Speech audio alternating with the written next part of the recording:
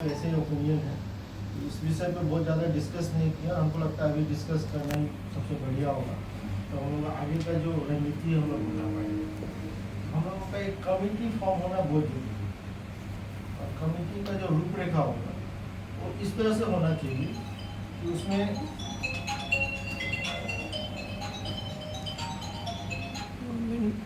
YouTube में भी सभी होता है। यूट्यूब में तो स्कैनर वगैरह सब डाल तो सकते हैं। रूपरेखा ऐसा होना चाहिए कि उसमें हर वर्ग का लोग भी है और हर क्षेत्र का भी लोग है।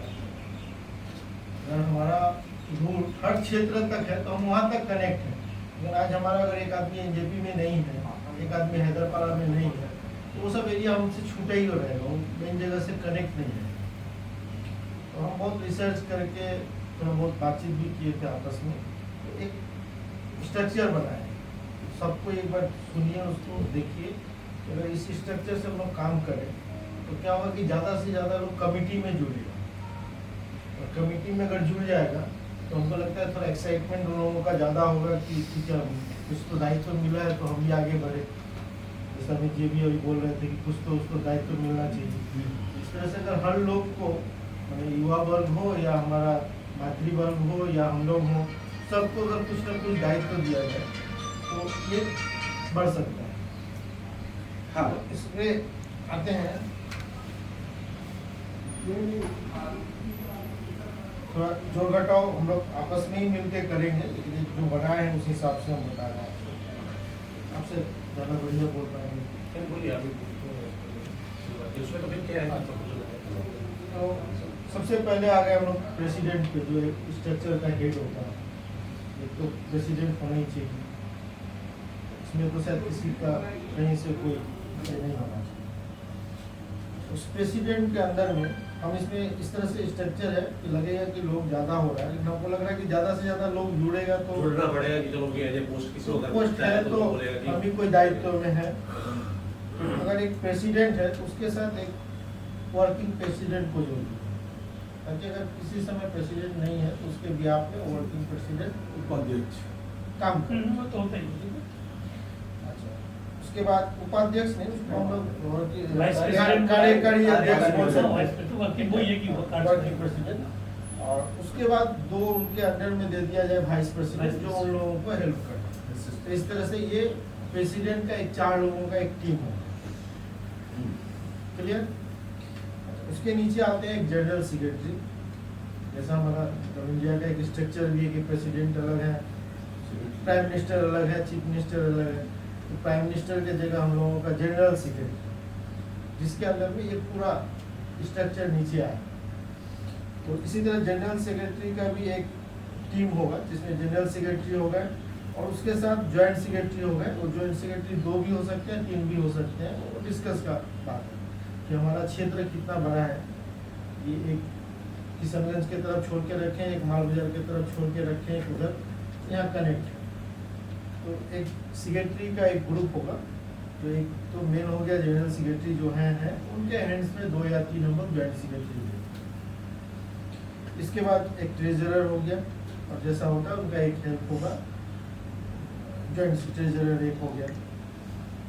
उसके नीचे एक ऑर्गेनाइजिंग सेक्रेटरी होगा, जिनका काम होगा, ये तो जनरल सेक्रेटरी के अंदर में ही आएंगे, लेकिन इनका काम होगा कि सदस्य का विस्तार और संगठन को देना, ज्यादा से ज्यादा लोग को जोड़ना, ऑर्गेनाइज कैसे किया जाए, सदस्यता अभियान को जोड़ना है, कैसे जोड़ना है, क्या काम करना है, क्या प्रॉब्लम, क्या प्लान करना है, क्या दिक्कत है लोगों को, जुड़ने में कहाँ दिक्कत आ रहा है लोगों को, इसके लिए। और उसी तरह उनके अंडर में भी 2 उनका ज्वाइंट ऑर्गेनाइजिंग सेक्रेटरी दे दिया जाए। इसी तरह एक कल्चरल सेक्रेटरी बनाया जाए, जो उस क्षेत्र में इंटरेस्ट रखते हैं। उनका काम होगा कि जो हम लोगों का सांस्कृतिक जो भी आयोजन है, चित्रों पूजा बोलिए, होली मिलन बोलिए या दिवाली उत्सव बोलिए, उसको कैसे ऑर्गेनाइज करना है, किस तरह से सजाना है, वो उसका दायित्व है। क्योंकि मतलब इस तरह से होता जाएगा तो एक आदमी के ऊपर कोई दायित्व नहीं रहेगा कि ये हम ही लोग चेयर लेके आ रहे हैं, हम ही चाय लेके आ रहे हैं, हम ही बर्तन धोने जा रहे हैं, तो ये बड़ा ये हो जाएगा। वो भी वो आदमी देखेगा, तो वो आदमी देखेगा, बाकी बात से जो सपोर्ट चाहिए मिलेगा, क्यों नहीं मिलेगा, मिलेगा। उनके अंदर में भी इसी तरह से 1-2 हेल्पिंग हैंड दे दिया जाए, उसमें कुछ युवा लोगों को भी जोड़ दिया जाए, कुछ महिला लोगों को भी जोड़ दिया जाए। इसके नीचे आते हैं हम लोग, ये हो गया एक पार्ट। और एक यूथ विंग के लिए अलग से एक इसी तरह का स्ट्रक्चर कि प्रेसिडेंट भी हो उनका एक सेक्रेटरी भी हो, जो ये दायित्व देखे कि हम लोगों के साथ एक कोऑर्डिनेट किसी तरह से करके आगे। युवा विंग, हाँ, युवा विंग में प्रेसिडेंट होगा, वो अलग से पूरा स्ट्रक्चर बनेगा, सेम ऐसे ही बनेगा। इसी तरह से वोमेन में भी एक प्रेसिडेंट हो जाएगी, ठीक है, कि वो लोग महिला लोगों का किस तरह से सहभागिता होगा इसमें, और वो लोग के क्षेत्र में भी बहुत आगे बढ़े हैं लोग, वो लोग भी किस तरह से हम लोगों को सपोर्ट कर सकते हैं, हम लोग हर संगठनों में है। ये है। अच्छा, उसके बाद जो युवा विंग है उसी में उन लोगों का एक education and student welfare head हो जाए, जो ये देखे कि हम लोगों के ग्रुप में जो पढ़ने वाले बच्चे हैं उसको किस तरह का सहायता का जरूरत है, कोई रिक्वायरमेंट है तो उसको कोई fulfill कराए। रिक्वायरमेंट है तो हम लोगों तक पहुंचाना, या उन लोगों से उनसे रिपोर्ट करे, वहाँ तो वही सॉर्ट आउट कर ले अपना। कर ले। अच्छा, एक सोशल सर्विस कोऑर्डिनेटर हो जो रक्तदान, हाँ, रात को राहत बच्चे सेवा, कहाँ अप्रोच करेंगे। हाँ, इस तरह का कोई सेवा हम लोगों के बैनर तरह अगर हो सके हाँ, होना वो चाहिए। आयोजन करें। एक मीडिया सेल का भी दायित्व ले कोई, जैसे ये अभी बोल रहे थे, इतना हम लोगों के समझ में नहीं आएगा, तो इस तरह का समझ रखने वाले लोग, बोलने वाले जो हैं, तो मीडिया को देखे, यूट्यूब वगैरह हुआ या कहीं न्यूज़ में हम लोगों को डालना है तो उसका क्या प्रवक्ता हो जाएगा। हाँ, एक तरह से प्रवक्ता बोल सकते हैं, मीडिया प्रभारी, या पब्लिक जो भी रिपोर्टिंग होगा जो करें, रिपोर्टिंग मैंने होगा, वही करे, वो चीज वो उसके हेड पे है। अच्छा, एक लीगल एडवाइजर भी हम लोगों को चाहिए, संतोष भी रहेंगे। वो रहेंगे उनके साथ, और एक दो लोग और रहेंगे। एक इंटरनल ऑडिटर भी होना चाहिए, जो हम लोग लेखा जोखा रख रहे हैं वो कितना सही है, Cross कहाँ check गलत उसको करते है, रहे। एक क्रॉस चेकिंग करता रहे, एक व्यक्ति जरूरत होना पड़े चाहिए। तो इंडिविजुअल हो जाएगा, किसी के अंडर में नहीं होगा, ठीक है, ये हो सकता है। अच्छा, ये सारा होने के बाद एक 20-30 लोगों का एग्जीक्यूटिव मेंबर का टीम होगा, जिसको जहाँ जरूरत पड़ा वो वहाँ पे समर्थन के लिए, साथ देने के लिए पहुँचे। अगर इस तरह का एक स्ट्रक्चर हम लोग बनाते हैं तो जो मेरा कैलकुलेशन है इसके हिसाब से 70-80 आदमी इन्वॉल्व हुए। बहुत बढ़िया फॉर्मेट है, बहुत तो बढ़िया। इस तरह से क्या होगा कि हम लोग हर रूट तक पहुंचेंगे और हर लोगों का इन्वॉल्वमेंट हो जाएगा, और 70-700 बन जाएगा।